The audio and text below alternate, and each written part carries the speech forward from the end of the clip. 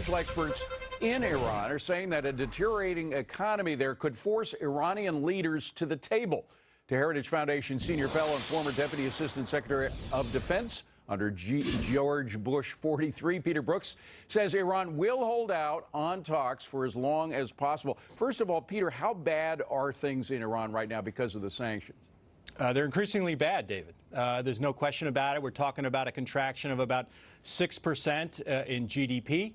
The inflation rate is, I think, close to 40%. Unemployment is 15%. The rial, the Iranian currency, has dropped 60% against the dollar. This is, there's increasing social pressures because of this, and that's not what the regime wants. Now, today, the president said, it might have been today or yesterday, I get confused with these time changes, right. But he said we don't want regime change in Iran. Do you really believe him when he says that? Well, I think of course, it would be good if that regime went away. Remember, It's an autocratic, repressive regime, and it's trouble. But if we can get a change in regime behavior before that, that would be great.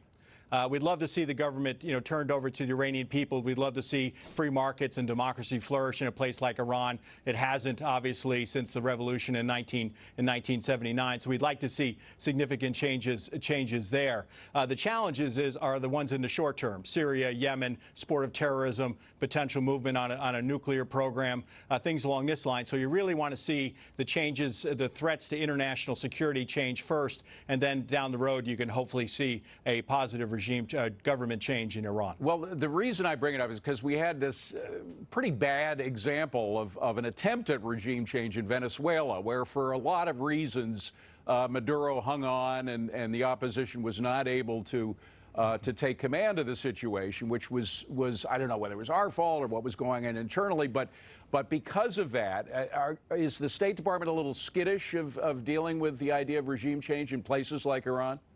Well, there's significant challenges to that, obviously.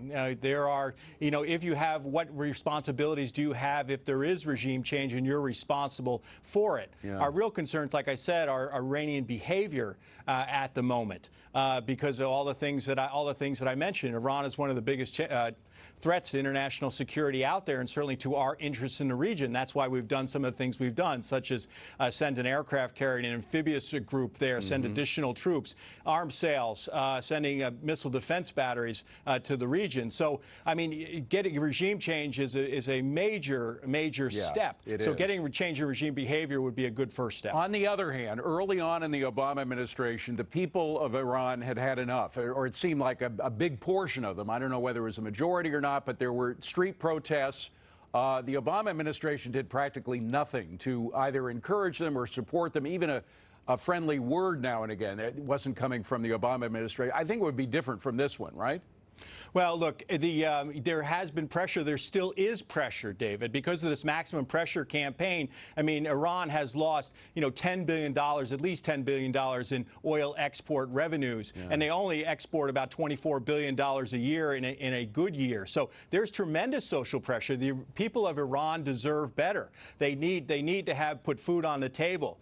They need to be able to, educate their children. They need to be able to look towards a brighter future. And this regime is not allowing them to do that because of their international adventurism. So the maximum pressure campaign puts a lot of pressure internally on the Iranian regime. There are a lot more protests than we're aware of today in Iran because of the lack of the free flow of information. So there's a lot of things going on there, a high number of protests that the Iranian regime is very frightened of, because the last thing they want is a change to the regime that they undertook in 1979. By the way, you mentioned our troops, not a lot, 1,000 troops going over there. I mean, what exactly do you think they're going to be doing? Well, look, we have 15,000 very capable and brave American troops over there already, spread throughout the Middle East, that could be called upon in a contingency if we have to deal with Iranian violence or conflict. But these 15 additional 100 troops, I'm not sure exactly what they're going to be doing, but it sends a signal. It sends a signal to Iran that we're serious about our commitments in the Middle East, and Iran should understand that we will back our commitments there. And this is part of that, the signal of deterrence to Iran, that if they start a fight with us, it's a fight they're not going to want to have started. Peter Brookes, good to see you, Peter. Thank you very much for coming in. Appreciate it.